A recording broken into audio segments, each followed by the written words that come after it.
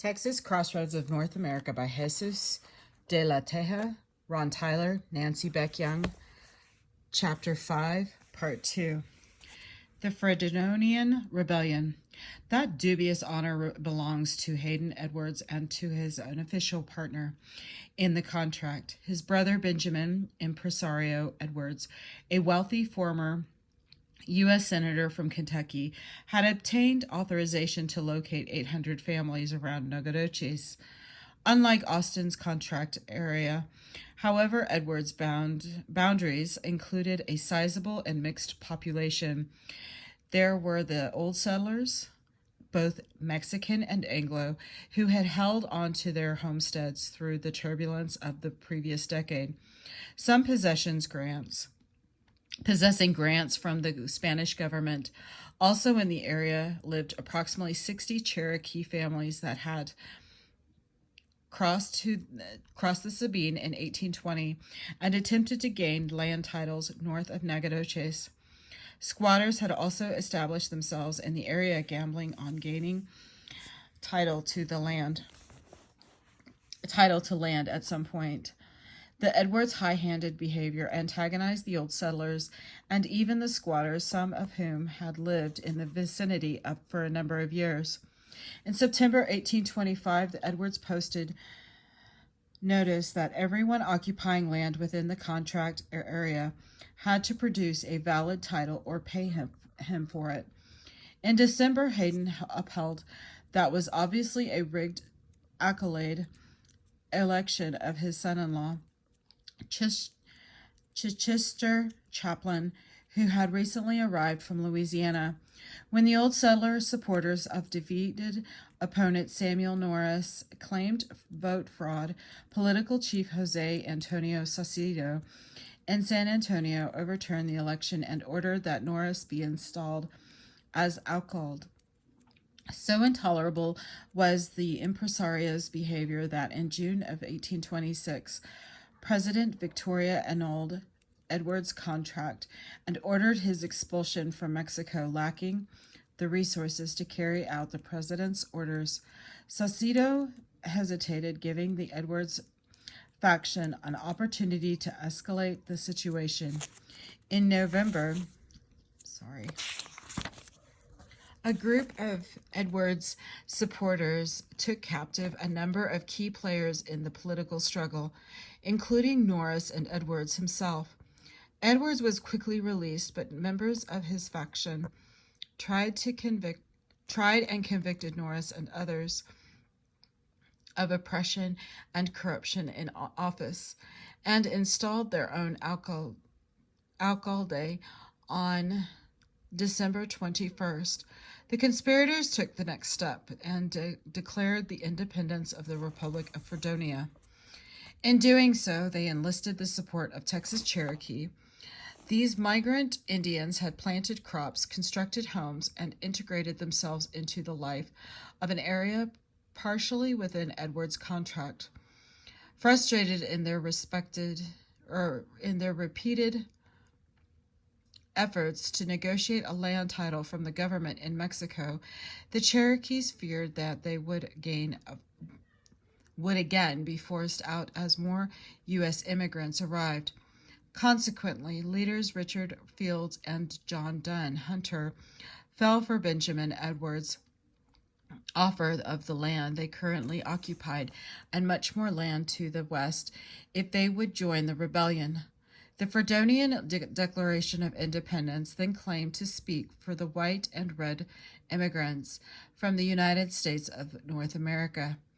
In their resistance to an imbecile, faithless, and despotic government miscalled a republic, the rebellion unraveled within a month. On January 4th, a skirmish between Edwards' supporters and loyalists took place in the Nacogdoches. Soon the Cherokees, led by Big Mush and Chief Bull, also known as Duwally, withdrew their support of Edwards, going so far as to have Fields and Hunter executed in an attempt to reassure Texas authorities that they had no wish to foment foment trouble. Knowledge that Mexican troops and a militia from Austin's colony were on the way led many settlers who had supported the rebellion to reconsider. By the time Colonel Mateo Ahumada's force, accompanied by Saucedo and Austin, arrived in Nacogdoches on February 8th, Hayden Edwards and the other ringleaders had escaped to Louisiana. The conflict demonstrated to Mexican officials some of the dangers of allowing colonization from the United States. But the situation was not yet dire. The Edwards faction had failed to recruit many settlers, and many others had opposed commitment to Mexico and the rule of law. The Cherokees' reversal of their position meant that the government still had a chance to reach a peaceful and permanent solution to at least some of the Texas Indian issues. Indians in a changing Texas. On his initial surveying expedition, Austin had encountered a band of Cocos, a branch of Karankawas. Their meeting was peaceful, and Austin hoped to avoid conflict. But he anticipated that there will be no way of subduing them but extermination. The dwindling Karankawas did not have a strong enough presence to challenge the part of Austin's colony that infringed on their traditional grounds. Instead, they moved in and out of the colony boundaries, quickly coming to be considered a nuisance and a threat because of occasional raids they made on solitary colonists or small parties. The death of 2 Austin colonists and the wounding of 2 others in early 1823 led to the retaliatory attack on Karankawa camp by an ad hoc company of settlers led by Robert Kuykendall. At least 19 Indians were killed and scalped and their possessions taken. John H. Moore, one of the participants in the Skull Creek Massacre, reasoned, "We all felt it was an act of justice and self-preservation. We were too weak to furnish food for the Karankaways and had to be let alone to get bread for ourselves. Ungainly and repugnant, their cannibalism being beyond question, they were obnoxious to whites whose patience resisted with difficulty their frequent attacks upon the scanty population of the colonies, and when it passed endurance, they went to their chastisement with alacrity." I don't know that word, I'm sorry. As more settlers arrived in the Austin colony, the plight of the northern Karankawas worsened. In the fall of 1825, heeding the demands of colonists, Austin authorized a campaign of extermination in which settlers from the DeWitt and De Leon colonies participated. The war came to a temporary end on May 13, 1827, when the Karankawa leaders Antonio Delgado and Soldado met with impresarios Austin, De Leon, and DeWitt, as well as the commander of La Bahia and missionaries, in return for safe conduct for any remaining Cocos within Austin colony boundaries, and the release of any Indian captives. The Karankawas agreed to remain west of the Lavaca, where they could live in peace as long as they left Anglo-Americans and Tejanos at peace. Unable to reestablish secure fishing and hunting grounds, and decimated by hunger and disease, some Karankawas raided the Tejano cattle herds to survive, leading to further violence. The expulsion of the Karankawas from Texas would continue into the 1850s. Unlike the Karankawas, the other Texas indigenous people, whose range overlapped with Austin's colony boundaries and the Tonkawa, were not subject to what some scholars referred to as ethnic cleansing.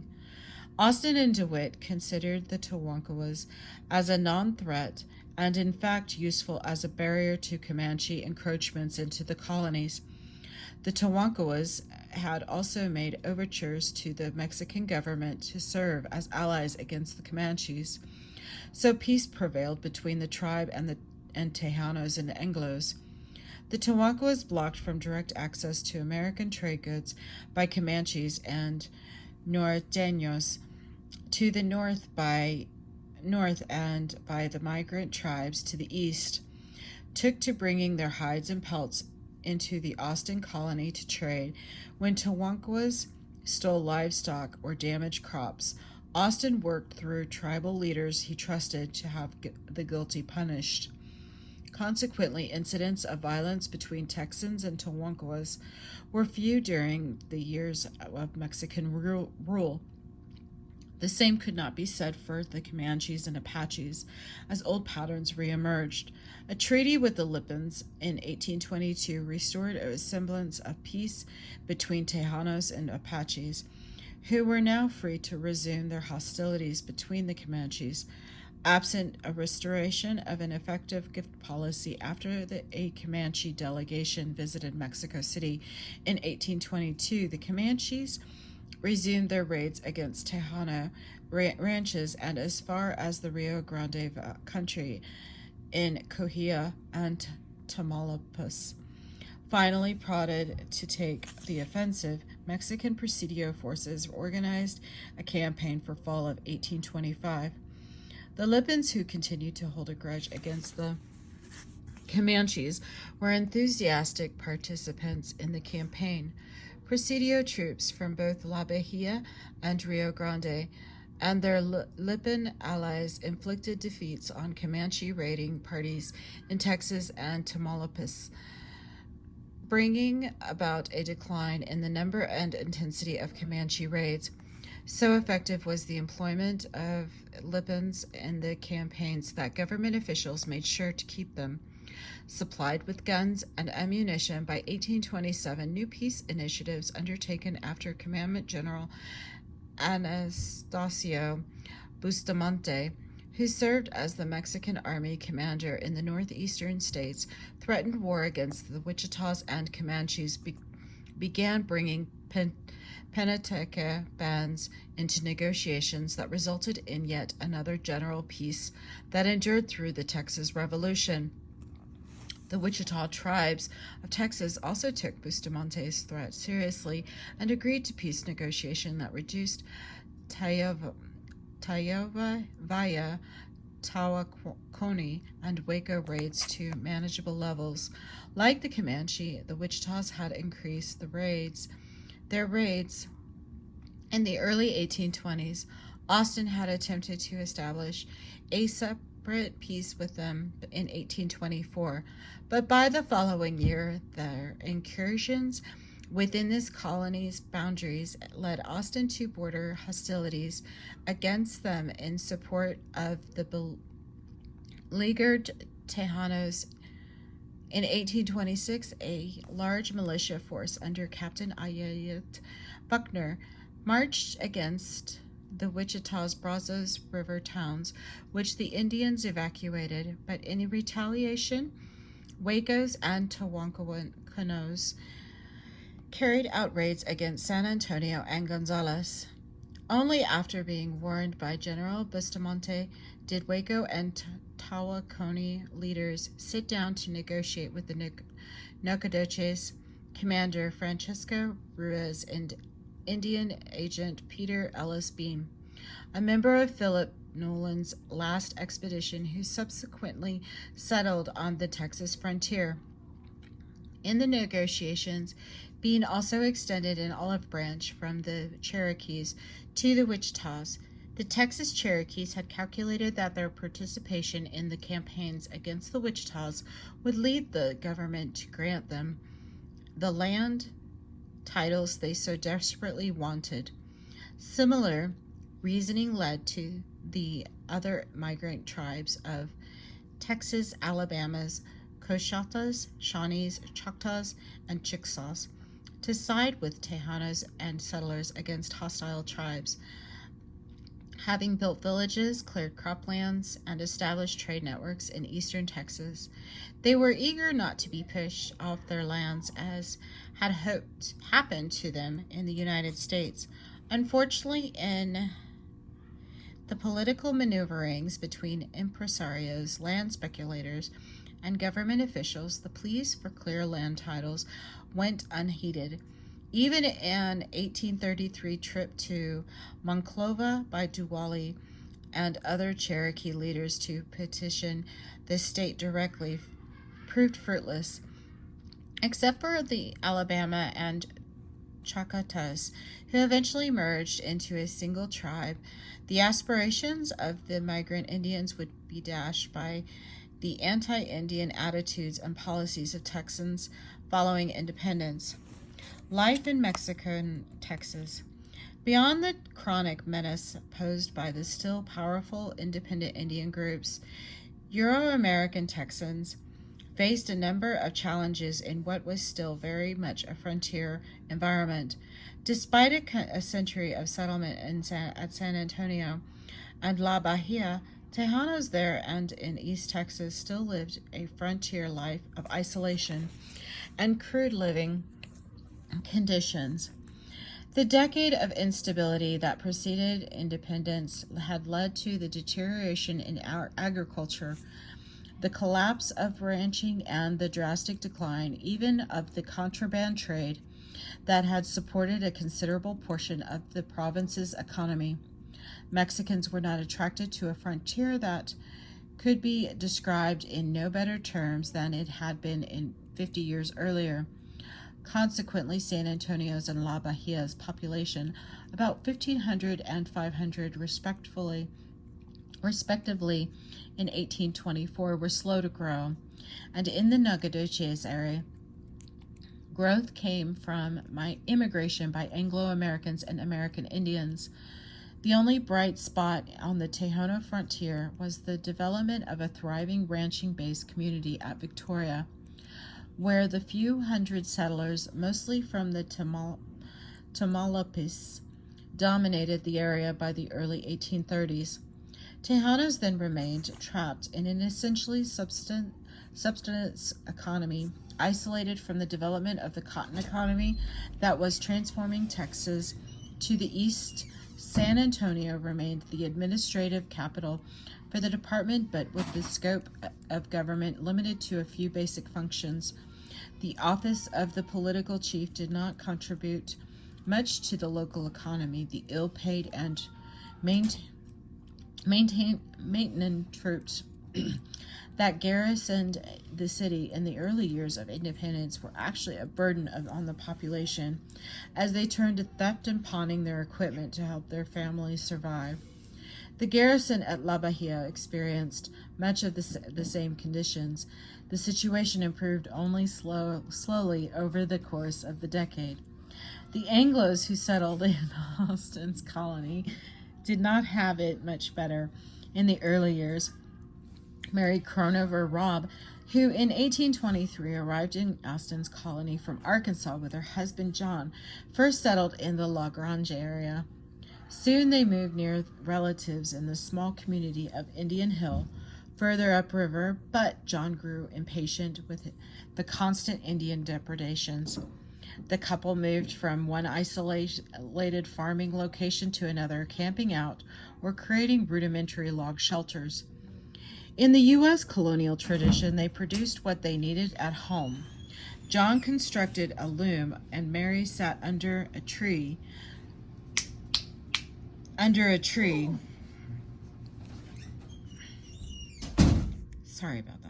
weaving mosquito netting before their cabin was constructed. Often left alone with their children for long periods, Mary dealt with her loneliness and Indians ranging nearby by working late into the night and sprinkling shelled corn on the floor for the pigs, noting, "By the time I got into bed, all them little pigs would be in the house cracking corn until I would be asleep and the Indians gone and the pigs gone." In other colonies, conditions were even more precarious. Noah Smithwick visited DeWitt's colony 2 or 3 years after its founding and found a dozen families living huddled together for fear of Indians. Smithwick provided a particularly vivid picture of the lives of the women who did not share the men's excitement about hunting and exploring. They had not even had the solace of constant employment. There was no house to keep in order. The meager fare was too simple as to require little time for its preparation. There was no poultry, no dairy, no garden, no books or papers, no school or no churches, nothing to break the dull monotony of their lives.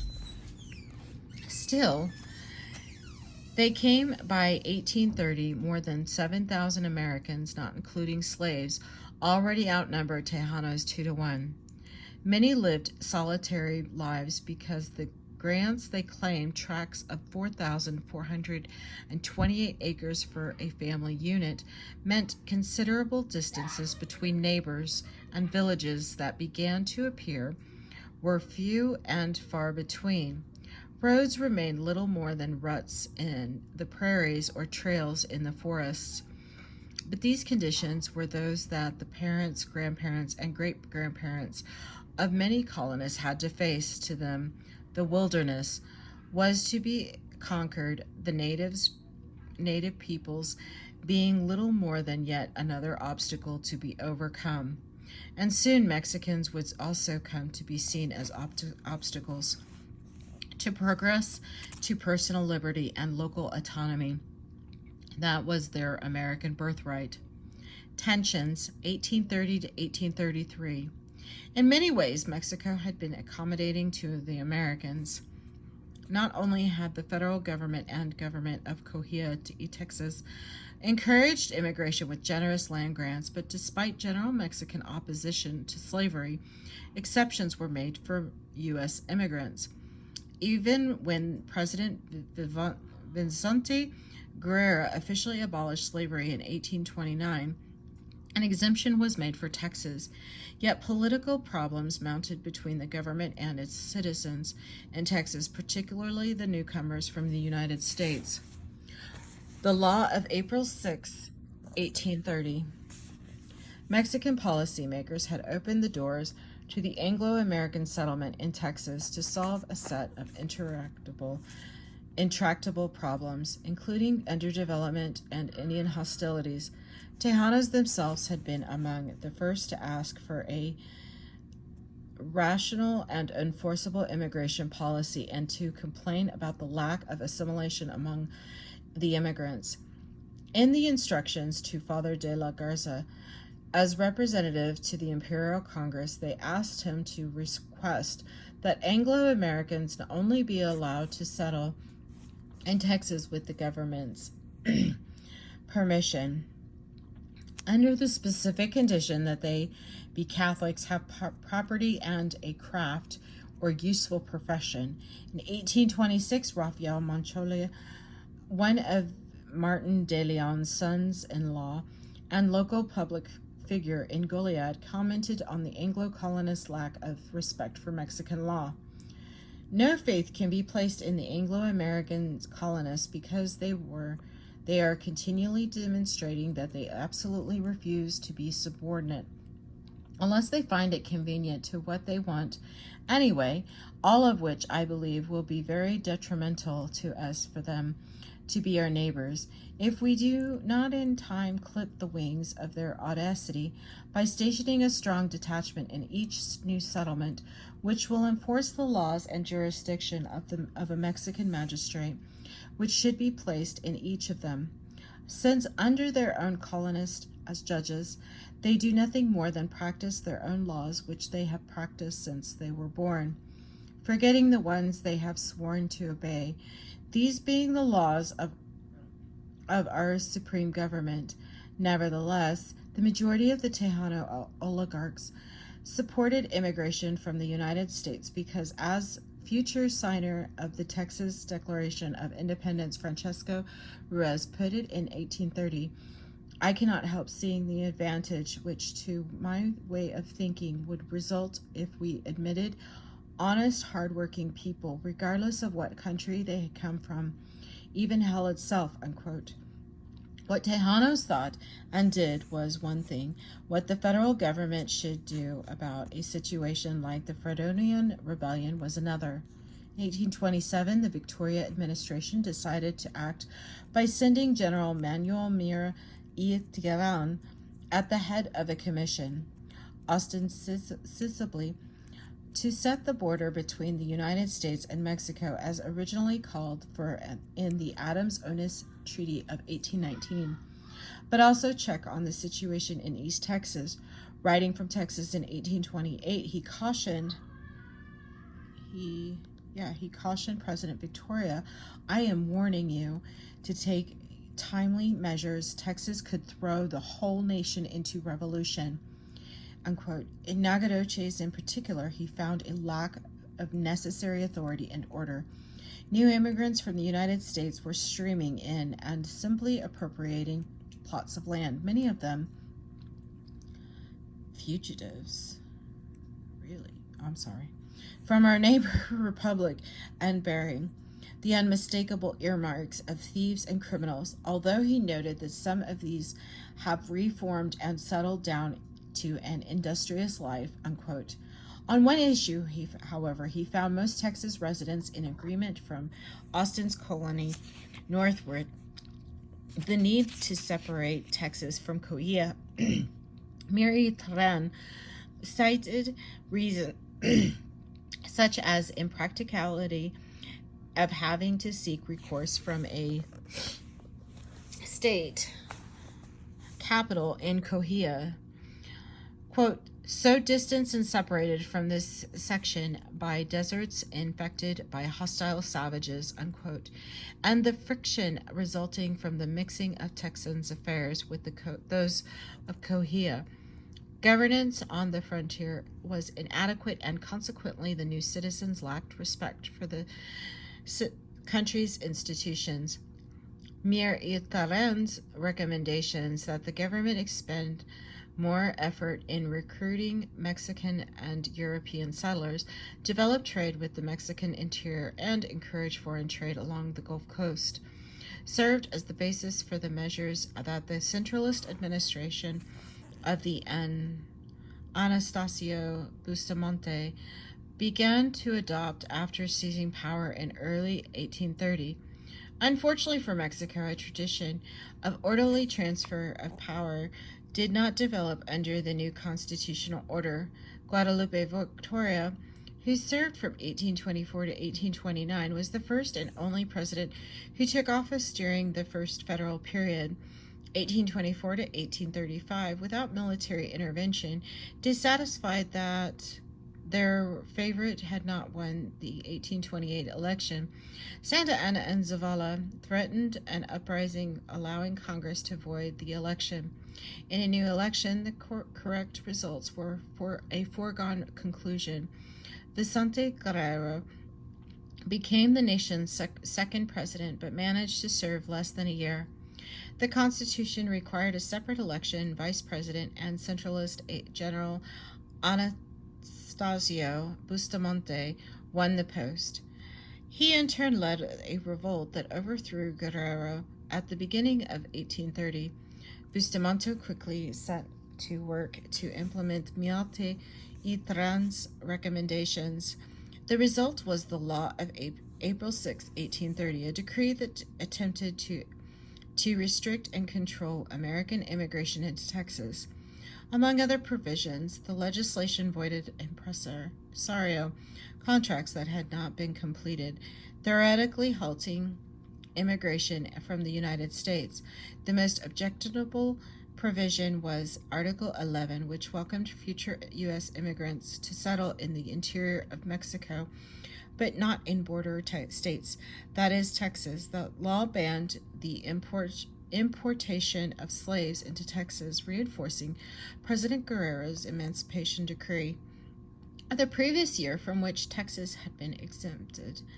The legislation also called for a national commissioner of colonization, encouraged immigration from the interior of Mexico, and opened coastal trade to foreigners for 4 years. To enforce the law, military posts and customs houses would be reinforced or established along the border and Gulf Coast. Early troubles of the Anahuac and Nacogdoches Austin was acquainted with Mexico's leading men, certainly had an advantage over the other impresarios who found themselves on the wrong end of the new law. He obtained an exemption for his own colonial enterprise and that of DeWitt by claiming that their terms had been substantially fulfilled. He was fortunate that filling the new Commissioner of Colonization office was none other than Mir Terren, who was a member of Congress, had worked with Austin on the imperial colonization law 8 years earlier, and who appreciated Austin's trustworthiness. But Austin's loyalty had limits, as he indicated July 1830. Quote, "As to my colony, I can say that we have been true and religiously faithful in our acts and in our views to Mexico, and so we will remain. But I also say that Mexico cannot oppress us alive. We may be overwhelmed and annihilated, sick, but we cannot be treated like children nor like slaves." Unquote. Early grumblings over the law of April 6th erupted into an open resistance in two events that came to be known as the Anahuac disturbances. Anahuac, near the mouth of the Trinity River on Galveston Bay, was established by order of General Mir Terren as a military post to assist in the enforcement of the law of April 6th. He appointed John, or Juan, Davis Bradburn, a Virginian who had become a Mexican military officer, as commander of Anahuac.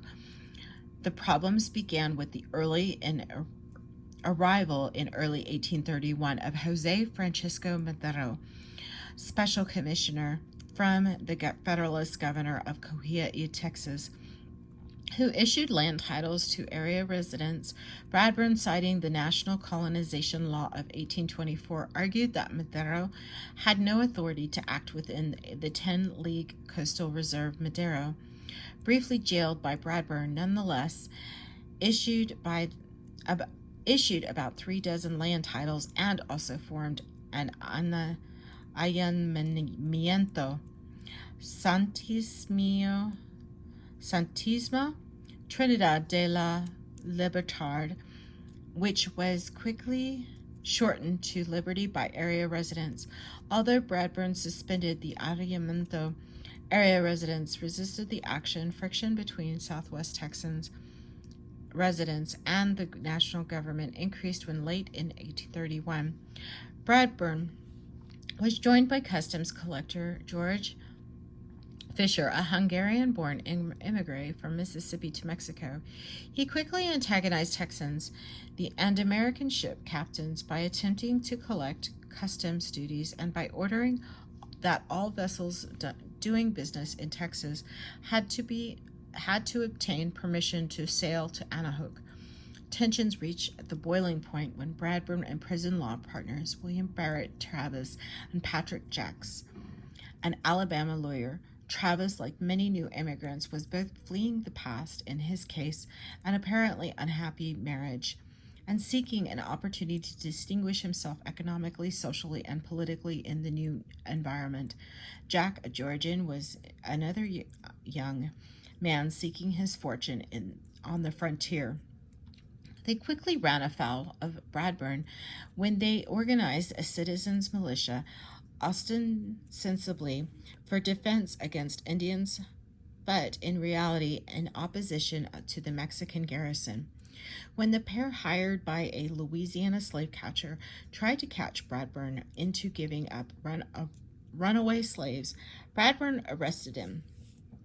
Resentful settlers, already upset that the government had garrisoned troops among them, protested the actions taken by Bradburn, a military official representing the national government, against the two Anglo colonists. On June 9, 1832, a group of about 200 colonists reached Turtle Bay, about 6 miles from Anahuac, where they decided to wait on a cannon from Brazoria to use against Bradburn's post. When the commander at Velasca, Domingo de Teja attempted to stop the ship carrying the cannon. The Battle of Velasca ensued. Between 100 and 150 Texans fought, 900 to 200 Mexicans, with about 20 killed and wounded on each side.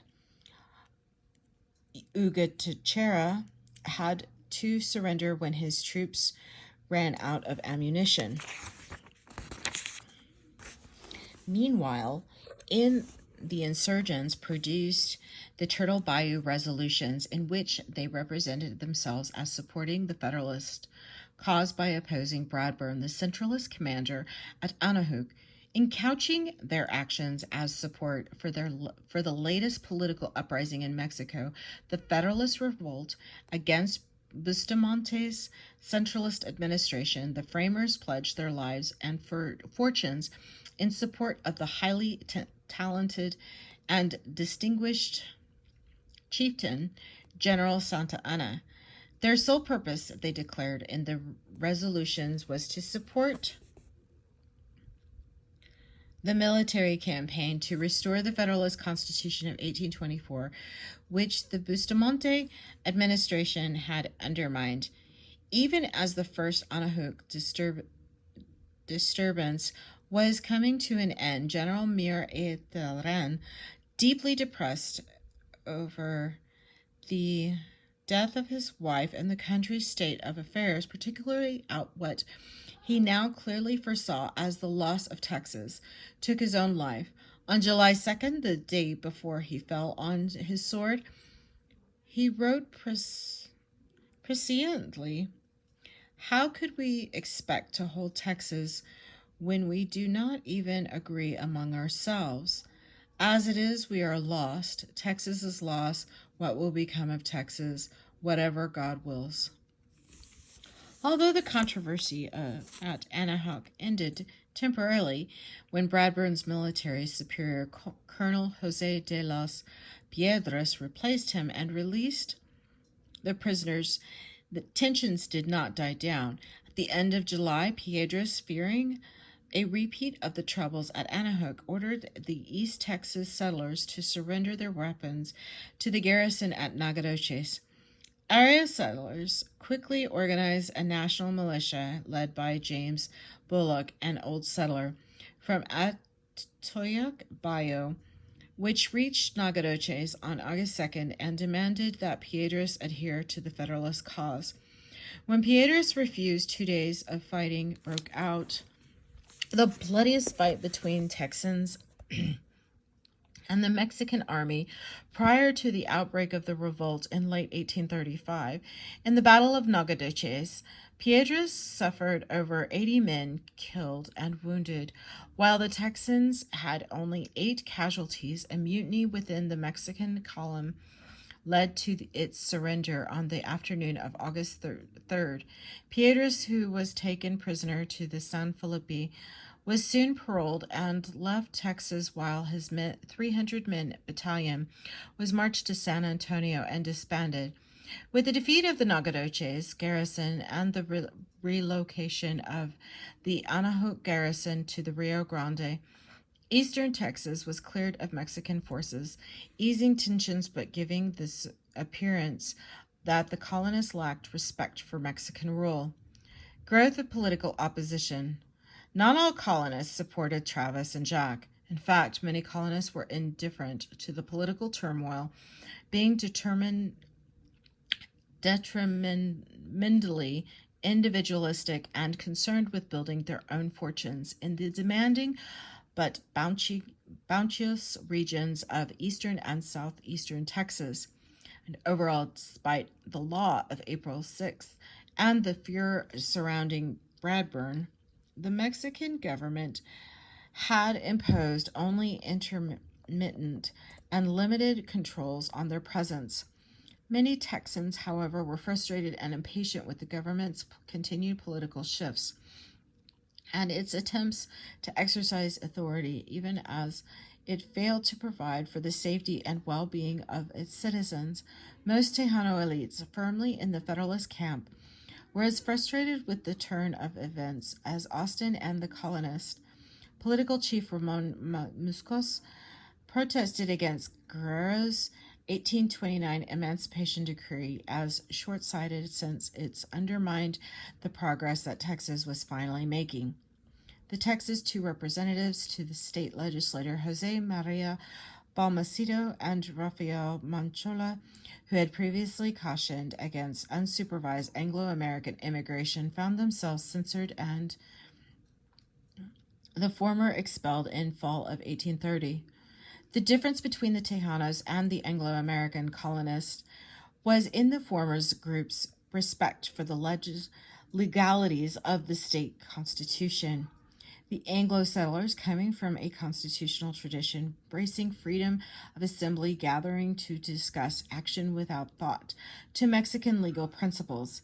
In October 1832, 55 representatives of the settlers met at San Felipe and petitioned the Mexican government for a repeal of the law of April 6 and separate statehood for Texas.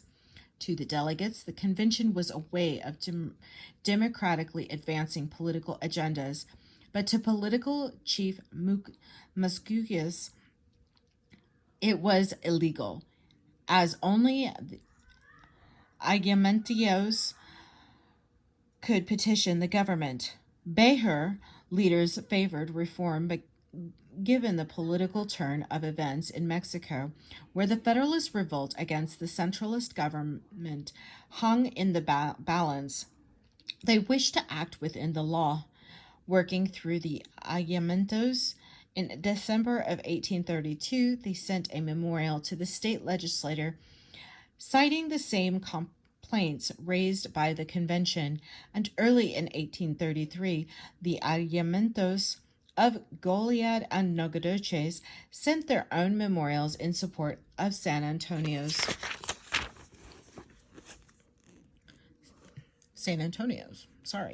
All of them including references to possible separation from the Cohia if reforms did not materialize, as the Goliad Tejanos bluntly put it. Let's be Republicans, let's be men, let's defend our rights, or let's not exist at all. Unquote. Austin, working hard to maintain the Tejano colonist alliance, commented that the Tejano elite, quote, are as anxious for separation from Cohia as we are, but wish to show to the world that they are right and stand on just ground in case force must ultimately be resorted to, unquote. Even as the news of the Federalist victory and Santa Anna's elevation to the presidency of the Republic arrived in Texas, impatient colonists called now a new convention to begin on April 1st of 1833. Political chief Musquiz also disapproved of this new gathering, but did not have the means to prevent it. Once again, the delegates called for the repeal of the law of April 6th. For frontier defense, for tariff exemptions, and for more effective and efficient handling of criminal acts and legal disputes, it petitioned that the Union of Cohia and Texas to be severed with Texas residents. Quote, authorized to institute and establish a separate state government which will be in accordance with the federal Constitution, unquote. This time, delegates went so far as to prepare a provisional state constitution. The convention appointed Austin Erasmo Seguin and physician James B. Miller to take the petition to Mexico City. Miller, tending victims of a cholera epidemic, was unable to make the trip, and Seguin, although sympathetic, declined to participate. Thus, Austin made the journey by himself, nearing Mexico City through a countryside still ravaged by civil war, with the revolt against Santa Anna's new Federalist government already in progress. He pledged, quote, so soon as I am convinced that there is no hope of success, I shall return as quick as possible by water, unquote. Austin was right in his assessment of the seriousness of the situation, but he would be unable to follow through on his pledge. He did not see Texas again until late summer of 1835. toward Revolution 1833 to 1835. In 1835, there were approximately 30,000 new Texas residents, most of whom had migrated from the United States. They had brought some 5,000 African American slaves with them. Many of the immigrants were committed settlers. Others were young male adventurers who might or might not settle down. Most were drawn by the potential of Mexican Texas for farming, trade, town building, and land ownership and speculation. Many were pushed from the United States, not necessarily fugitives from the law, but people trying to leave financial burdens and other future failures behind. One visitor from Louisiana noted, quote, when a newcomer averred that he had run away from his creditors, only he was regarded as a gentleman of the first water, unquote. Rarely making contact with the approximately 4,000 Tejanos or other Mexicans, other than the occasional government official, they were coming to see Texas as their own. Battle lines were being drawn. The selling of Texas. Excuse me. When Austin left for Mexico City in 1833, families and adventurers from the United States continued to cross the Sabine illegally. Disregarding the law of April 6, some were drawn by an 1833 book on Texas by Austin's Connecticut cousin, Mary Hostin Hawley. The cultured Hawley had made an initial tour of Texas in 1831. Her travel account provided a detailed picture of life in the Anglo colonies. Among other observations, she noted the work necessary to establish one's family in the colonies and the lack of ready and regular supplies. Despite the constant need to create whatever one wanted or needed, Hawley noted that even provisions became pleasures as people grow ingenious in overcoming difficulties, unquote. She characterized the Texans she met as kind and hospitable, finding them generous with what they did have, and she spoke glowingly of the natural abundance of the country. Undaunted by the law of April 6th, speculators, large and small, looked upon Texas as a reservoir of land wealth. Jane McNanus Storm Casino is an example. Daughter of a New York congressman, she arrived in Texas in December 1832. When Galveston Bay and Texas Land Company, script and recommendation from former U.S. Vice President Aaron Burr, stating that she could send out one of or 200 substantial settlers in less time than any man or half a dozen men whom I this day know, unquote. At San Felipe, she was designated a Mexican citizen and received the transfer of an 11-league grant. Through the approval of the San Felipe alcalde, stymied in her own efforts to settle a colony of Germans, she sought to act as an agent providing immigrants to Austin's colonies. She also speculated in Texas lands for many years. The provision in the law of April 6th that favored European and Mexican settlers led to a new colonization scheme. James Grant, a Scotsman who had established himself in the political hierarchy of Coahuila and Texas, and Englishman John Charles Beals, a Mexico City-based surgeon, received the blessings of the Mexican government to establish a settlement in 1832. They obtained a contract to settle 800 European families far to the west of the settled colonies between the Nueces and the Rio Grande. The colony, located in a desert landscape near the Rio Grande, quickly foundered. The German and English colonists found little game, heat too intense for unirrigated agriculture, and scarcity of timber suitable for construction. Comanches regularly passed through the area and harassed its occupants. Although they built irrigation works, a mill, and other buildings, crop failures, harassment by Indians, and the outbreak of the Texas Revolution soon brought the colony to an end. No one except the Comanches would contest Grant and Beals for their chunk of the South Texas desert.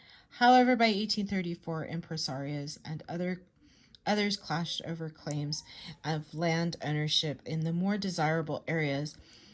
Over the years since the grants had begun, some settlers had moved outside the perimeters originally determined, others had established settlements under competing authorities.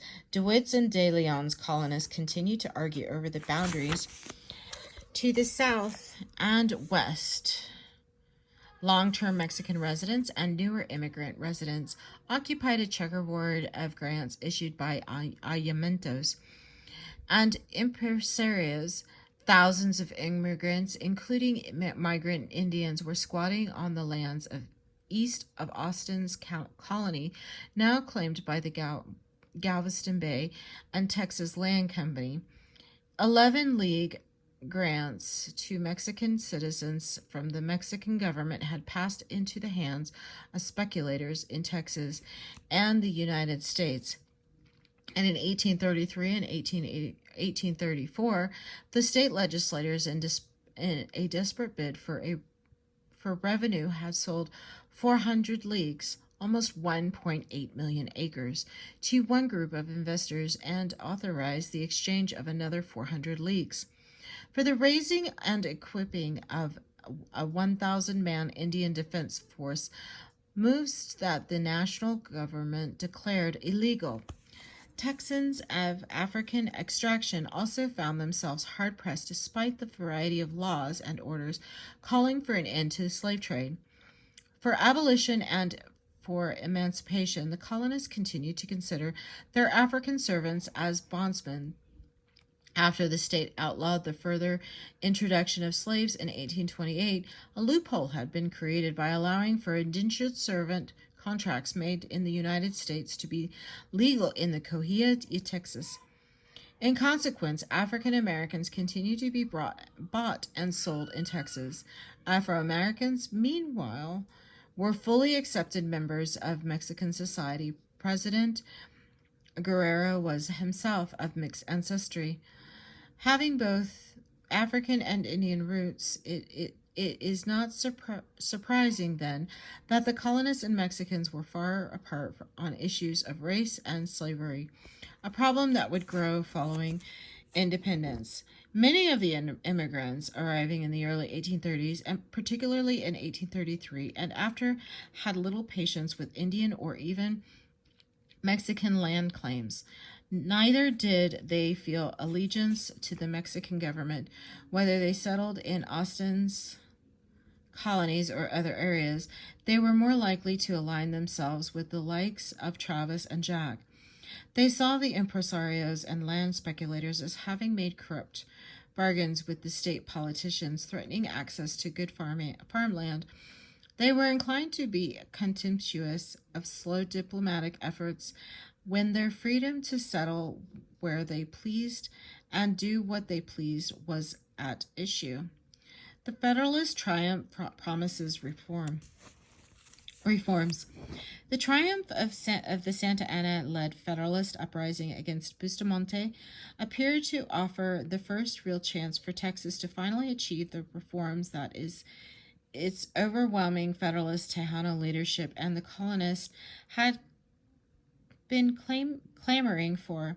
In a bid to reestablish constitutional order, in early 1833, a new presidential election was held at Santa Ana. Valentin Gomez Farias, an ardent Federalist, won the vice presidency, and when Santa Ana, who never enjoyed the work of president as much as the title, retired to his country estate, Gomez Farias took charge and began to implement reforms targeting the privileges of the church hierarchy and the military. The Federalist administrations, both at the national and state levels, were supportive of Texans' cause, up to a point, with Austin lobbying in Mexico City. The national government made key concessions, including reinstatement of voided impresario contracts and resumptions of U.S. immigration into Texas beginning in May of 1834. The Coahuila, Texas legislature, also in Federalist hands, passed reforms advantageous to the colonists, including approval of English as a legal language, establishment of trial by jury, and a circuit court for Texas, and expansion of legislative representation for Texas by dividing the department into two in 1833 and three in 1834. For a time, the state was even under the governorship of a Texan, Bejar native Juan Martin Veramende, who unfortunately perished with most of his family in the cholera epidemic sweeping through North America at the time. In the colonies, the reforms gave the upper hand temporarily to a peace party that opposed an emerging war party, consisting of younger, brasher, less established immigrants such as Travis, as well as more established settlers, disillusioned with controversies over land speculation and the general state of the region under Mexican rule, such as William Wharton. Land speculator A.C. Allen of Nacogdoches noted, however, the people generally appear to be satisfied with what has been done for the present and are willing to defer the state question.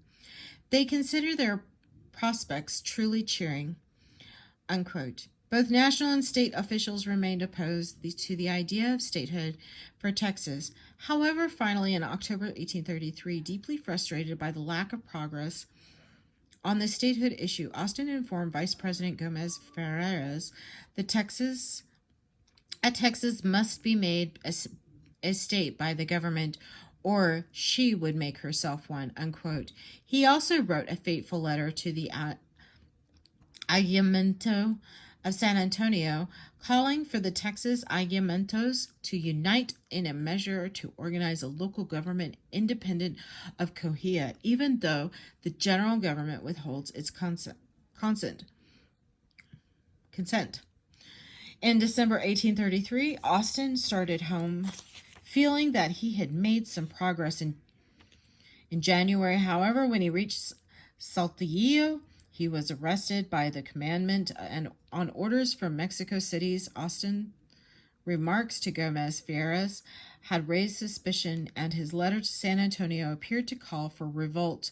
Imprisoned for a time and then kept from leaving Mexico City until summer of 1835.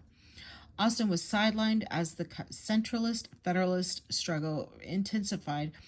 By the time he returned to Texas at the end of August 1835, he had abandoned the idea that Texas could work with either centralist or federalist and would espouse armed revolt.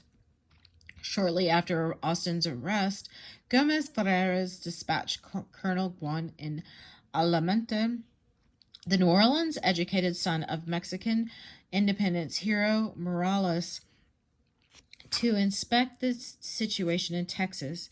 His public report noted some of the issues that Maria Terán had raised 5 years earlier, but highlighted the progress being made in meeting the needs of the colonists. His secret report also made clear, however, just how quickly Texas was slipping away from Mexico. The Department of Bejar, centered at San Antonio, had become an economic backwater. Quote, at present, the only export commerce is reduced to 8,000 to 10,000 skins of all kinds and the importation of some goods from New Orleans. Economic activity in the Department of Brazos, which included the Austin and DeWitt colonies, on the campus of Stephen F. Austin, University of Nacogdoches, sits a reconstruction of the old stone fort. Antonio Gil Barbo built his Casa de Piedras shortly after founding Nacogdoches in 1779. For more than a century, the building served as a home, store, and saloon until demolished in 1902. In 1834 to 1836, it served as the government building for the Department of Nacogdoches. In 1936, the stones from the original structure were used in the construction of the replica, which today serves as a museum of early Texas history. was an entirely different matter, amounting to 600,000 pesos annually. The department expected to export 5,000 bales of cotton that year. The situation was much the same in the Department of the Nacogdoches, which had just been formed and included East Texas. It expected to export 2,000 bales of cotton, 90,000 pelts, and 5,000 head of cattle. All of this commerce was with the United States, such that Mexico was economically irrelevant to Texas. The centralist resurgence... okay, I'm so sorry. I'm getting close to the hour, guys, sorry. The centralist resurgence of Texas resistance. The anti-clerical and anti-military reforms promoted by acting President Gomez Ferreras immediately led to centralist opposition, which eventually led to Santa Anna's to a political transformation. Although he vaguely shared the liberal ideas of Gomez Ferreras, Zavala, and Federalists in general, Santa Anna was at heart a cautious individual. He had warned the liberal ideologies in 1833 that he could not support radical change. And when like-minded individuals pointed out the chaos that the radical Federalists were inflicting on the country, Santa Anna returned to office and began dismantling his vice president's reforms efforts, operating under the Plan de Cuernavaca, which was drawn up by a group of Santa Anna supporters headed by Jose Maria Tornel, and which carried the slogan Religion y Fieras, religion and judicial autonomy. Santa Anna closed down Congress, fired Gomez Fieras and his cabinet, took in emergency powers, and rescinded the Federalist reforms. He claimed to be acting on behalf of the nation and above politics. I have not joined any party that may have as its main aim to destroy politics. Destroy the mother country. Nor will I ever cooperate with when as a blind instrument without abandoning that independence that characterizes me and consulting the true interests of the mother country, unquote. True to form, as soon as the new Congress that he helped orchestrate took office in January 1835, Santa Anna again retreated to his hacienda, leaving the grounds in the hands of his new vice president, Miguel Barragan. Whatever Santa Anna's true intentions, the result of his actions was to set off Federalist resistance to the new government. When Congress severely restricted the state militias in March of 1835, Zacatecas Governor Francisco Garcia who had allied with the Santa Anna in the 1832 uprising, declared his state's rejection of Congress's usurpation of state power. Santa Anna not one took personal command of an army to put down the Federalist revolt on May 11th, 1835. He crushed the governor's underprepared militia and subjected the city of Zacatecas to a horrific sacking that Texas would recall a few months later when they began preparing their own resistance to Santa Anna's campaign against them. Zacatecas was not the only state where the Federalists challenged the new order. In Coahuila, Texas, Governor Agustin Viesca and the Federalist-leaning legislature for a time sheltered Gomez Ferreras, who was now under an expulsion order from the national government. The legislator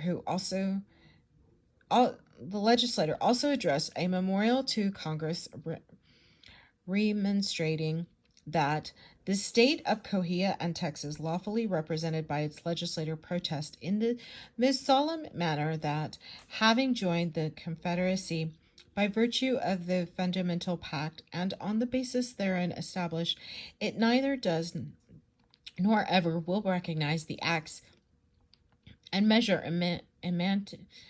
emanating from the General Congress, should they not conform to the plain meaning of the aforementioned articles, it will admit no other admittance of the Constitution than those effected conformably to the steps and requisites provided in the same.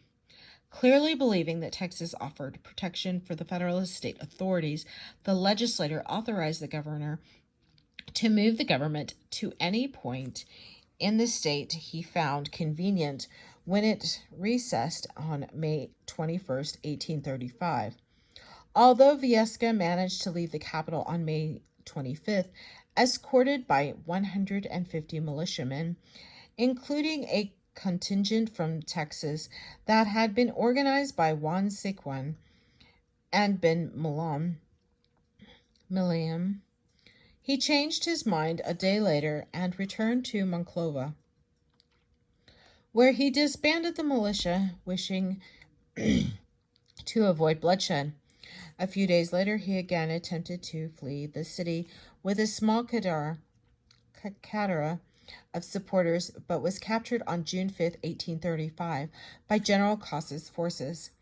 Texas residents, confused and anxious over the latest shifts of power, were divided in the responses. The previous November, Sequin, political chief of the Department of Bejar, had attempted to organize a meeting of Texas ayuntamientos, but had gotten no response from the political chiefs to the departments of the Brazos and Nacogdoches, an indication that the Federalist-Centralist struggle had little relevance for the vast majority of colonists. In part, the lack of support resulted from the legislators' corrupt and profligate, I'm so sorry, I don't know that word, land transactions. Profligate land transactions at the same time. Some Anglo settlers counseled union, concert, and moderation. In June, when Travis again emerged at the center of resistance to the government's latest efforts to restore the customs post-Anahook, the action sparked no rebellious unity among Texas colonists. In fact, many rushed to disassociate themselves from Travis. In this second Anahook disturbance, Anglo settlers seemed to wish to adjust to the new government and go ahead about their business. There were disturbing, untrue rumors, however, of a Mexican military force on its way to Texas to subjugate a rebellious populace swollen and agitated by people from the United States who were not Mexican citizens. Hints of this impending punitive action sparked renewed talk of concerted opposition in Texas.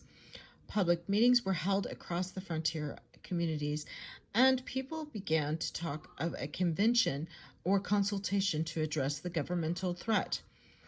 Both those who wanted to move cautiously but purposefully and those who breathed open defiance saw the need for convention.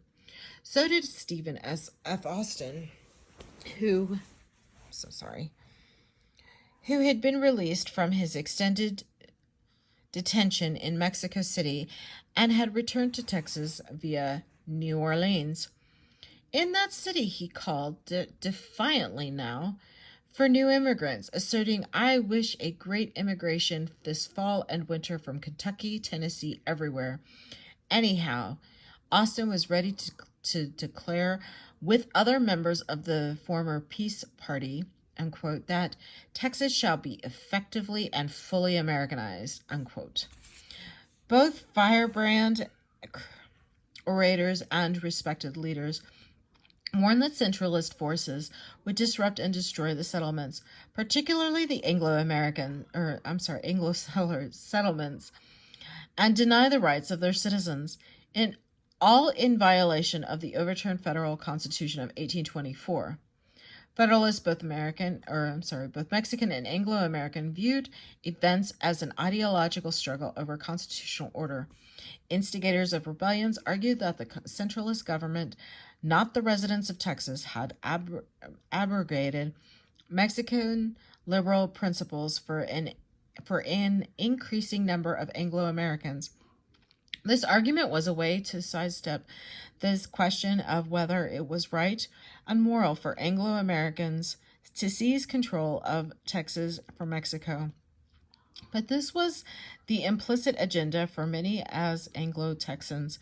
Texas communities in particular galvanized into military preparedness against the oncoming army at the end of September 1835. Texas was teetering on the edge of revolution. Conclusion. In 1820 and 1821, Spanish and Mexican officials saw Anglo-American colonization efforts as an opportunity to strengthen Mexico's devastated northern frontier and to the offset of the threat of U.S. expansion. When Stephen F. Austin first entered Beja, this seemed a feasible course to follow in Texas. And what did Mexico have to lose? Either the colonizers would do their work well and reinforce Mexican claims by occupying and cultivating the land and by building towns and trade networks, or they would forfeit the grants and the officials would devise another remedy for the problems of maintaining the northern frontier. Yet by 1830, it had become clear that the immigration from the United States was spiraling beyond Mexico's control. The new Texas residents perceived their relationship with the Mexican government differently than did the officials in far-off seats of power. Their attitudes towards the issues like taxes, slavery, and the administration of justice clashed the developing Mexican norms. From Texans' advantage point, both Tejano and Anglo-American, their needs had been neglected due to the constant political upheavals of the new nation. They struggled at the local level with disputes over land titles, troubles with hostile Indians, and the lack of stable economic system. In a way, the isolated life had suited them.